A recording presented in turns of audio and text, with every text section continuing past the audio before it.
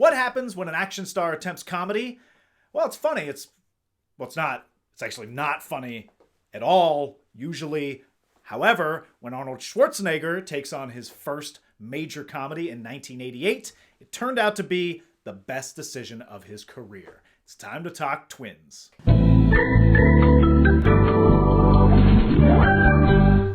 Hello, friends, and welcome back to the season finale of every Arnold movie ever.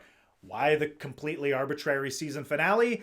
Because I'm about a third of the way through Arnold's filmography, and I'm about to embark on a run of movies that will require so much research that I want to take the time to get it right. Plus, I'm going to try to line up some guests and some other surprises. Anyway, season finale! And for the finale, we've arrived at the mega hit portion of Arnold's career. Up until now, Arnold had only flirted with $100 million hits. Predator got the closest with 98, but he was still seen as a niche action star. His movies were always profitable, but they ping-ponged between near blockbusters and just barely profitable. He was hitting a ceiling, and Arnold knew if he wanted to break into mega stardom, he'd have to take a big risk. And that risk was inspired by comedy legend Milton Berle. Weird? But let's talk a little bit about Milton Berle. Berle started in entertainment in the 1920s in vaudeville. And he came up in radio, he moved over to TV, and he became known as Mr. Television. One of his frequent collaborators was Arnold Stang, who you may remember as Arnold's comic foil from Hercules in New York, that terrible, terrible movie. The two of them met, not Arnold Stang and Arnold, Milton Berle and Arnold met at Arnold and Maria's engagement party and surprisingly hit it off. They would regularly meet at Cafe Roma in Beverly Hills for lunch, and they would smoke cigars, and then Arnold would hang out with other comedians, Milt, Rodney Dangerfield, and Robin Williams, and absorb their energy and comic timing, and Milton Berle became Arnold's comedy mentor. He taught me a lot about how to deliver jokes, how to play down the humor, and not stress the punchline too much. Arnold tells a story about how Milton would take him to the Friars Club roasts, and at one point, Arnold was asked to tell a few jokes about Henny Youngman. Take my wife, please! Berle wouldn't be in attendance, but he fed Arnold this joke. Henny has a weight problem, but it's not really a weight problem, it's just water retention. He is retaining Lake Mead. But Arnold thought he could punch it up, and instead said, "Look at this fat pig, but he's not really fat. He has a water retention problem." Turns out that crossed the line, and Arnold learned a valuable lesson. Less is more. Also, don't call people fat pigs. Oops. Arnold has always understood the inherent humor in his persona and knew there was an opportunity to exploit it. I'd always been the perfect target for jokes. There was so much material to work with. Being Austrian, marrying Maria, being Republican, the accent. With all this going for you, you need a sense of humor so you can join in the fun. So he set his sights on making his first major studio comedy. It was the right time in my career to expand into comedy and throw everything a little bit off. I hadn't gone all the way with action movies. If I was going to branch into comedies anytime soon, I would need someone to be my cheerleader. In 1986, while hanging out in a ski lodge in Snowmass Village, Colorado, Arnold found his cheerleader. He was hanging out with Robin Williams and Ivan Reitman, and he used all the comedy tricks Milton Berle taught him to try and impress Reitman. And I keep coming back to this idea that Arnold's been able to make the right decisions at the right time throughout his career. He has very few missteps in the 80s and early 90s. This is another example. Sure, Arnold can say he wants to do a comedy, and he can line up Ivan Reitman to direct, but the movie still has to be good. At one point, they were deciding between two ideas. One was a story about mismatched twins who are the product of a scientific experiment to breed the ideal human, and the other was a story about an intergalactic warrior who takes a vacation to Earth's suburbs. Which means there's an alternate universe out there somewhere with Suburban Commando starring Arnold Schwarzenegger and Danny DeVito, and Twins starring Hulk Hogan and Christopher Lloyd. It's the same alternate universe where Richard Dreyfuss is the star of Total Recall, which we're going to talk about next time, and my mind cannot comprehend a Suburban Commando as Arnold's first comedy. There's a chance it would have killed Arnold's comedy career and lost him the clout to get Total Recall. It's possible.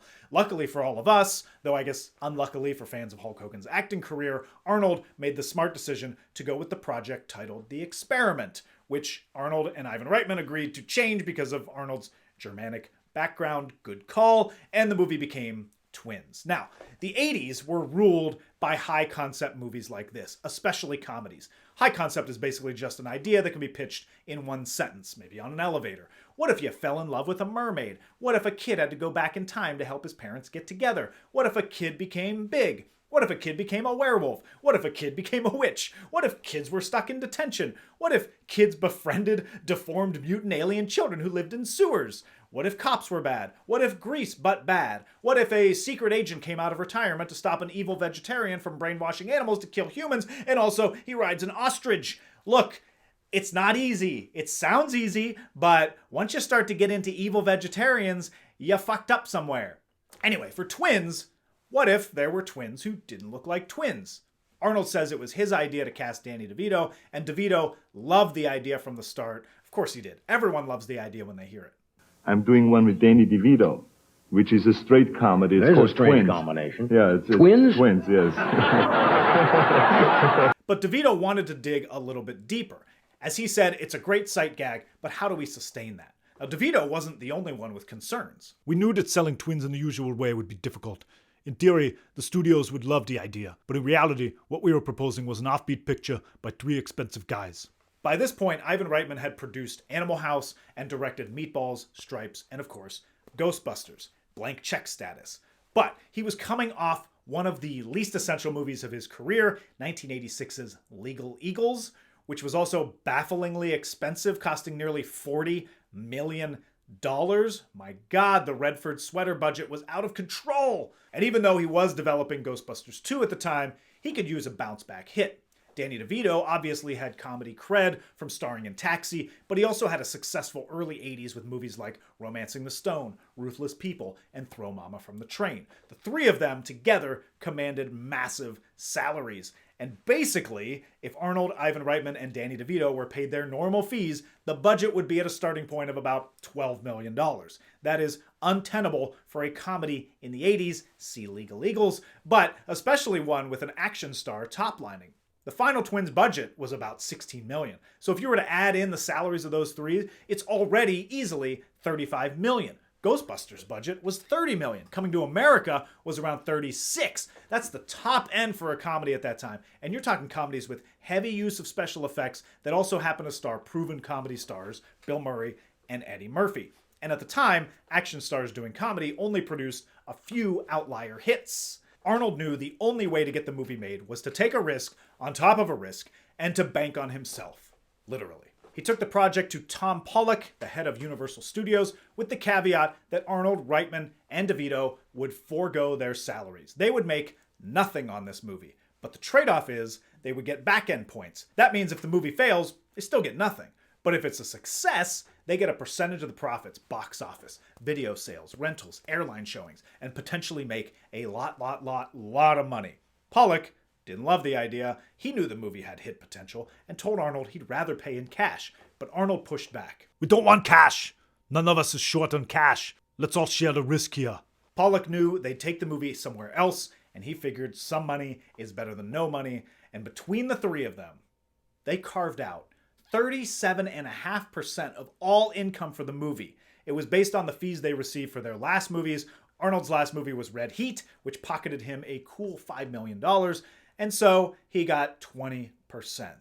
Essentially, if Twins made $50 million, Arnold would make $10 million. And as we'll find out, it made a lot more than $50 million. But in order for Twins to become a hit, Arnold would have to prepare. He'd take what he'd learned from Milton Berle and adjust the rhythm of his performance. That meant dropping the stern looks, the robotic lines, and softening his edges. I had to say the words more gently, roll them together, and combine them with gentler looks and smoother turns of the head. Arnold claims it was easier to do comedy compared to action, which is a totally different muscle to flex, but comedy is not easy by any stretch. You can't bring in a stuntman to deliver a punchline. Knowing Arnold's work ethic, though, he did everything he could to recalibrate, much like he did for Stay Hungry and The Terminator. The other hugely important aspect of this was his co-star. If you saw my Red Heat episode, you can see how this type of pairing with a comedic actor can go sideways. Did you get him? Sorry again, Jim Belushi. Arnold must have learned from that experience because he and DeVito worked on their chemistry, and the writers were constantly making adjustments based on their developing rapport. Much different approach than Walter Hill scribbling haikus during production and letting Belushi riff about jerking off. Maybe I'll just go home and whack off. By this point, I made it clear Twins will become a financial success. But is it a creative success? Well, let's take a look. The movie opens in a laboratory and sets up the experiment to create the ultimate human using the DNA of 6 different genetically superior men. Yes, they're all white. It's fucked up. It's a fucked up premise. Eugenics? Anyone? But they gloss over it pretty quickly, try to move on. You know, as big of an Arnold fan as I am, I've only seen Twins a handful of times, and I credit that to it being more of an adult comedy, and I can actually pinpoint the moment I realized that because it's in the first 2 minutes of the movie. It's this shot of the baby batter blend. 9-year-old me was like, what's that stuff? It's the same feeling I had at the beginning of Look Who's Talking. Like, should I be seeing this right now? Then we meet his mother, played in an uncredited role by Annie from Twin Peaks herself, Heather Graham. And then we meet the result of that experiment many years later, Julius Benedict, who lives on an island with one of the scientists where he trains his body and mind. When Julius turns 35, the professor tells him he had a twin brother born at the same time. He's probably just like me. And Julius immediately hops in this raft, Shades of Commando, and rows to the nearest airport to meet him. We then meet his twin brother Vincent, currently being chased down from a woman's house by her husband. And if you didn't know he was a bit of a dirtbag, they use a variation on the slob shortcut I mentioned in Red Heat. Ogle a woman, eat some food, although here they sub out food for an electric razor. Unlike Julius, Vincent was raised in an orphanage and had no guidance growing up. He's street smart, not book smart. Julius, on the other hand, is incredibly naive about the world. He's lived on an island his whole life. So everything he does is with a gleeful innocence. And it's the key to this movie's success because it's an inverse of the action persona Arnold's built over the last 6 years. There's a joy in seeing him let loose and sing yakety yak on an airplane. Yakety yak. Don't talk back. Da da da da da da. It's the engine that drives the entire movie. This isn't like Red Heat where they harden his character and have people joke about it. This is a retooling of the Arnold formula, but it only works because of the roles he's played before. If this were his first movie, there would be no context for any of the comedy. So when he arrives in Los Angeles and 2 guys attempt to mug him, Julius is so strong that he accidentally thwarts them. And the humor here is using Arnold's strength in an unexpected way, and also his reaction. I did nothing. The pavement was his enemy. Then we get a montage of Julius enjoying every different type of food, and a cute nod to Arnold's rivalry with Sylvester Stallone. Vincent owes $20,000 to some loan sharks, and has a scheme going with a parking attendant, played by a young David Caruso, to steal cars. Vincent then gets arrested for unpaid parking tickets, and Julius is able to track him down to the jail. They come face to face, and the chemistry is immediately apparent. My name is Julius, and I'm your twin brother.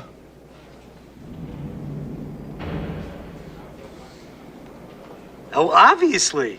I love that Arnold thinks it's a mistake that he's meeting with Vincent, but when he double checks and finds out that's really his brother, he's just as excited as he was before, as opposed to being disappointed. Julius frees Vincent. Okay, right.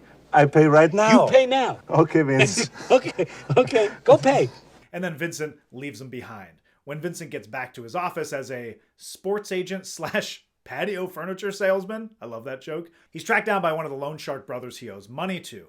In this shot, he has a poster of the Road Warriors, which makes me wonder if he manages them in this universe, or if he just bought the poster to let people think he manages them. Julius comes to Vincent's rescue, and suddenly Vincent sees value in keeping this guy around. Whether he believes they're twins or not, doesn't matter. He'll take advantage of this while he can. You have no respect for logic. I have no respect for those with no respect for logic.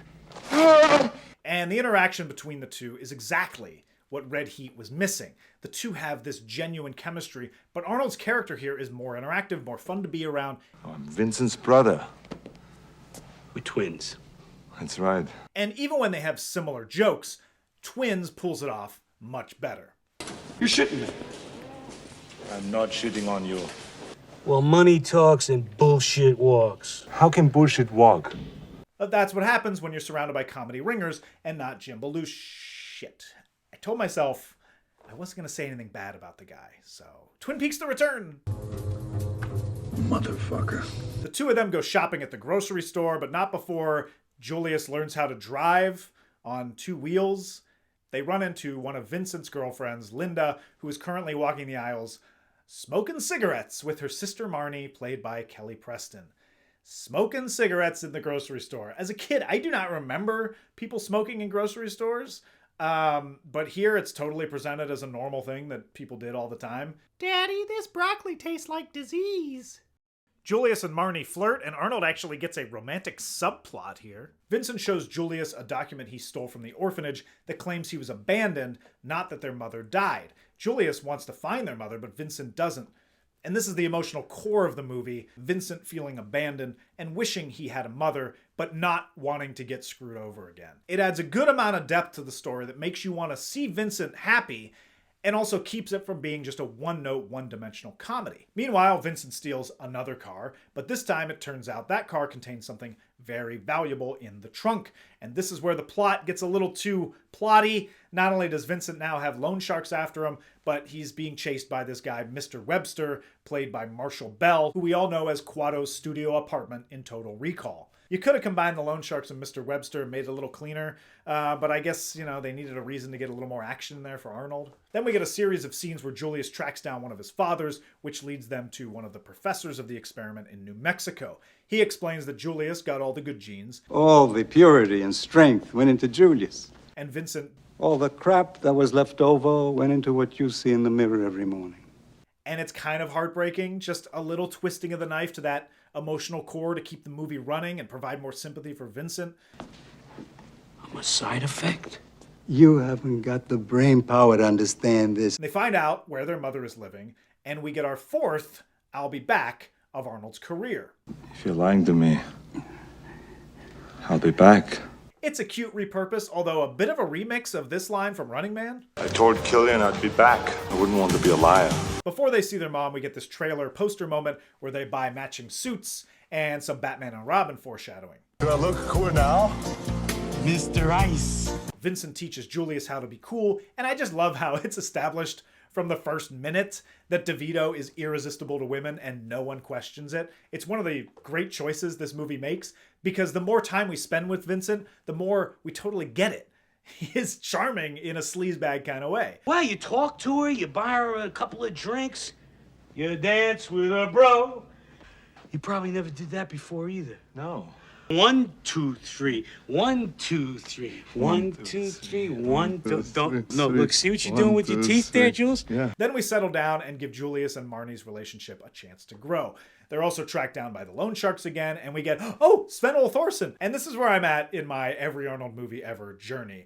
When Sven-Ole Thorsen popped up on the screen, I literally yelled out, Sven-Ole Thorsen! To nobody in the room. I was all by myself. So, yeah. Sorry, ladies, I'm married. Now, Julius dispatches Sven easily, too easily, I would say, and then loses his virginity to Marnie. They head to Santa Fe to meet their mother, who apparently lives in an art colony, but are told by this woman that she died years ago. Turns out this woman is actually their mother, which they reveal pretty quickly after Julius and Vincent leave. But the disappointment wrecks Vincent, and he goes off by himself to sell the MacGuffin in the trunk for $5 million. $5 million! $5 million! $5 million! $5 million! $5 million! $5 million! Vincent has sold the MacGuffin, but is now being stalked by Mr. Webster, who wants his money. Julius convinces Vincent to give the money back, but Mr. Webster decides he's going to kill these guys anyway because they've seen his face. But before he can, Julius realizes he's positioned himself right below a hanging chain. And we get this great gag I'm going to assume was inspired by Pee-wee's Big Adventure.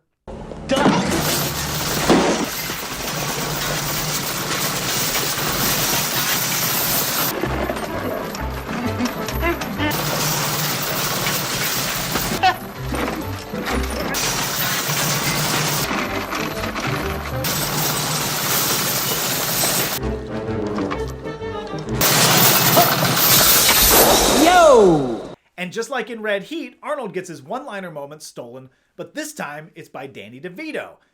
Unlike Red Heat, though, this one's actually funny. Now there's a man with a lot on his mind. The movie ends with Julius and Vincent in their office. We find out that Vincent may have skimmed $1 million, and then their mother shows up for the reunion we've been waiting for. And we then find out that both Vincent and Julius had twins, and they live happily ever after, until the sequel that they keep talking about that probably will never happen. Now, compared to his other risk in 1988, this is leaps and bounds better than Red Heat in premise, execution, and entertainment factor. Arnold is clearly energized by this new challenge, tackling a completely different character who's allowed to live in the same world as the rest of us and experience a range of emotions, joy and pleasure and love, and only occasionally does he have to use his strength. It's trading on all his past performances of stoic, robotic, mostly silent protagonists in a way that works because we're familiar with those past performances, but it doesn't cheapen or degrade what's come before. In fact, he's adding dimension and a new audience for all of his performances to come. Ultimately, yeah, the movie is a one-joke premise, but it's made bearable by the chemistry between Arnold and Danny DeVito. DeVito, in particular, is so good at playing this type of lovable sleazeball that you really get invested in hoping he turns things around and finds a family. I'm genetic garbage. The back half does get bogged down in a weird action thriller subplot that feels like a backstop in case the comedy doesn't work, but it's not necessary. The key to this movie is just spending time with Julius and Vincent. Julius. What? Are you allergic to something? No. Why are these bumps all over your body? I mean, you're all swelled up. You look like you're ready to explode. Not all the jokes land, and it doesn't feel like as much of a revelation now as it did back then, but it's still so much fun to watch these two guys hang out and play off of each other. It's a solid comedy. It does exactly what it's supposed to do. Now, Twins came out on December 8th, 1988. It was number one at the box office with $11 million, and it stayed there for 3 weeks. It ended up becoming the 5th highest grossing movie of 1988, making $111 million domestic, $104 international, for a $216.6 million worldwide total, making more money than Die Hard, Beetlejuice, Crocodile Dundee 2, and The Naked Gun. Plus, because of those back-end profits deals, Twins made Arnold over $35 million and counting. That's more than he made with any of his Terminator movies, and it was the last time a deal like that was ever put in place. Reviews mostly lean towards negative, and I mean, at this point, do I even need to show the Siskel and Ebert clip? We know what they're gonna say. The opening hour of Twins is extremely funny in concept and in execution. Wait, what? Siskel liked an Arnold movie? Siskel liked an Arnold movie. The comedy runs downhill a little bit as this film inevitably gives us an action sequence toward the conclusion. Well, yeah, of course, he's got to say something bad to justify his job, but Siskel liked an Arnold movie. Also, I totally agree with that point. But he liked it. Let me just enjoy this moment for a second. Okay, after the success of Twins, Arnold saw an influx of comedy scripts sent his way, and it also started a rite of passage for action stars to dip their toes in the comedy waters. A bit of a blessing and curse situation we got going on here. They've all tried it, but very few have succeeded like Arnold, because Arnold fucking rules. All right, let's get to the stats. Acting chops, 8. Arnold could have fallen flat on his face here, but he didn't, and Danny DeVito is the pole that gives him balance on that tightrope. Son of a bitch pulled it off. Kill count, 0. His first murder-free movie since The Villain back in episode 5, for a static total of 295. Catchphrase. You know, he doesn't have as many catchphrases in here, so I'm going to go with a line that made me laugh. I have no respect for those who have no respect for logic. And here are the updated every Arnold movie ever rankings. You got your cameos. The bottom 5 stays the same with that jerk-ass Hercules in New York, always at the bottom. Number 9, Raw Deal. Number 8, Conan the Destroyer. Number 7, Twins. Number 6, The Running Man. Number 5, Pumping Iron. Number 4, Conan the Barbarian. And 3, Commando. 2, Predator. 1, The Terminator. Up next, Arnold's Raw Deal with Dino De Laurentiis turns into a golden opportunity when De Laurentiis goes bankrupt and has to give up the rights to a movie Arnold has been wanting to make for years. Get your ass to Mars. It's time for Total Recall. And if you made it this far, thank you for watching. Please like, subscribe, comment, thumbs down. I'm fine with that. A mean comment, I'm okay with that too. Just anything to let me know you made it this far. You might as well do something, right? What are you just gonna close this video?